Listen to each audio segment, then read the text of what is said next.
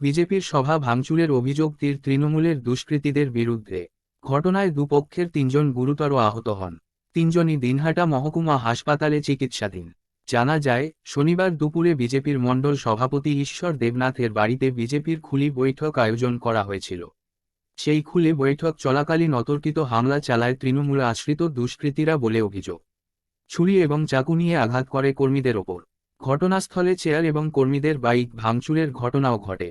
এই ঘটনায় আহত হয় ঈশ্বর দেবনাথ ও সংশ্লিষ্ট এলাকার বিজেপির সম্পাদক অর্জুন চক্রবর্তী। ঘটনাস্থলে তৃণমূলের আমির আলম গুরুতর আহত। যদিও বিজেপির অভিযোগ অস্বীকার করেছে তৃণমূলের পক্ষ থেকে। তৃণমূল কংগ্রেসের আমির আলম তিনি বলেন, ঝুড়িপাড়া এলাকা দিয়ে আমরা কয়েকজন মিলে আসছিলাম, সেই সময় বিজেপি কর্মীরা আমাদের পথ আটকায় এবং মারধর শুরু করে। ঘটনার খবর পেয়ে এলাকায় ছুটে যায় দিনহাটা থানার বিশাল পুলিশ বাহিনী। পরিস্থিতি সামাল দেওয়ার চেষ্টা করছে পুলিশ। আমরা আসছিলাম, আমরা কয়েকজন ভাই মিলে আসছিলাম বাইকে করে। কিছু লোক, বিজেপির লোক রাস্তার মধ্যে দাঁড়িয়েছিল। ওই দিক দিয়ে আসার সময় ওরাও কিন্তু আমরা তৃণমূল কংগ্রেস করি, সেই হিসেবে আমাদেরকে ইট এবং পাথর দিয়ে ছোড়া শুরু করে আমরা বাইক তৎক্ষণাৎ ওখানে আমরা দাঁড়া করাবো। যাই হোক, তখন আরও কিছু লোক এসে আমাদের উপরে চড়াবে, আমাদেরকে মারধর করে। সাধারণ সভা ছিল মণ্ডল সভাপতি ভাষণ।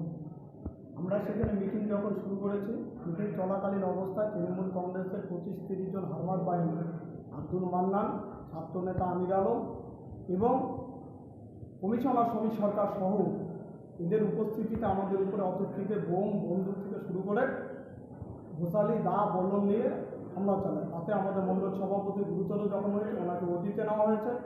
ওনার এখন অপারেশন চলছে। যে আপনারা দেখছেন, আমাকেও কোপানো হয়েছে এবং আমাদের আরও 2 জন সহকর্মীকে কোপানো হয়েছে। তৃণমূলের অভিযোগ রয়েছে তাদের পুলিশের উপস্থিতিতেই ঘটনা ঘটেছে। পুলিশ ছিল নীরব দর্শক। এটা পুরোটা ওদের গেম প্ল্যান আছে। ওরা প্ল্যান করে একদম হামলা চালানোর পরে যাতে ওদের উপরে দায় না চাপে, তার জন্য নিজেরাই নিজেদের ক্ষতি করে এই ধরনের নাটক করছে। আসলে তৃণমূল কংগ্রেসের কাজকর্ম থেকে মাটি ছুড়ে গেছে। যে কোনো মূল্যে বিজেপি সভা সমাবেশ আটকাতে হবে। সভা সমাবেশ মিছিল বন্ধ করার জন্য এটা মরিয়াভাবে একটা শেষ চেষ্টা করছে।